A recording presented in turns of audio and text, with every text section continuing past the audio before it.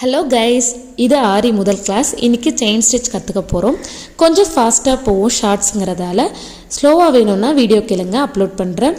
First of all நம்ம கீழே இருக்க வளையத்தில் எந்த நெட்டும் இருக்காது. ஸோ அது மேலே கிளாத் எடுத்து போட்டுக்க போகிறோம். நல்ல கிளாத்தை யூஸ் பண்ணுங்க. மேலே நெட்டு வச்சு அட்ஜஸ்ட் பண்ணுற ஒரு வளையம் இருக்கும், அதை போட்டு நெட்டோட வச்சு அட்ஜஸ்ட் பண்ணிக்கோங்க. அது கொஞ்சம் லூஸாக இருக்கலாம், லூஸாக இருக்கக்கூடாது. ஸோ கிளாத்தை கொஞ்சம் டைட்டன் பண்ணி அட்ஜஸ்ட் பண்ண போகிறோம். அது எந்த அளவுக்கு இருக்கணும், ப்ரெஸ் பண்ணால் அகெயின் கிளாத் அதே இடத்துல இருக்கணும். அந்த அளவுக்கு நீங்கள் நீட்டாக எடுத்துக்கோங்க. அகெயின் இது ஸ்டாண்டில் இருக்க நெட்டு நம்ம அகலத்தை அட்ஜஸ்ட் பண்ணிக்க முடியும். ஸோ அட்ஜஸ்ட் பண்ணிவிட்டு ரெண்டுத்தையுமே கரெக்டாக பார்த்து ஃபிக்ஸ் பண்ணிக்கோங்க. வீடியோவில் இருக்க மாதிரி நீங்கள் ஃபிக்ஸ் பண்ணிக்கோங்க. இன்றைக்கி ஃபஸ்ட் டே கிளாஸுங்கிறதால செயின் ஸ்டிச். அதுக்கு நான் சில்க் த்ரெட் இல்லாமல் ஜரி த்ரெட் எடுத்திருக்கேன். நீங்கள் சில்க் த்ரெட் எடுத்திங்கன்னா ஃபஸ்ட் டே கிளாஸ் வராது உங்களுக்கு. ஜரி த்ரெட்டில் எண்டில் ஒரு நாட் போட்டுட்டேன், ஒரு கோடு போட்டுட்டேன். டலிப் நீடில் எடுத்திருக்கேன். டலிப் அப்படிங்கிற நேம் முன்னாடி வரணும், அப்போ தான் அந்த நீடிலோட எண்டு முன்னாடி வரும்.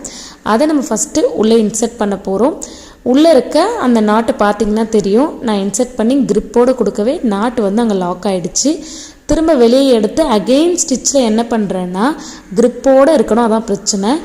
அகெயின் ஸ்டிச்சில் அந்த த்ரெட்டை நான் நீடலில் சுற்றுறேன். ஒரு சுற்றி அந்த கிரிப்பாக பிடிச்சிக்கிட்ட பிறகு மேலே இருக்க நீடில் இழுக்க போகிறோம்.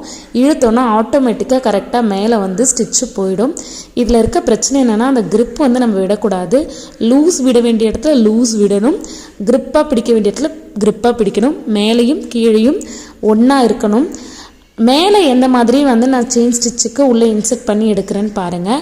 உள்ளே ரோல் பண்ணுறோம், அதாவது சுற்றுறோம். அந்த நூல் கூட ஒரே ஒரு ரவுண்ட் மட்டும் சுற்றி அந்த எண்டோட அந்த ஊசியோட எண்டில் நாட் ஃபிக்ஸ் பண்ணுற மாதிரி வைக்கிறோம்.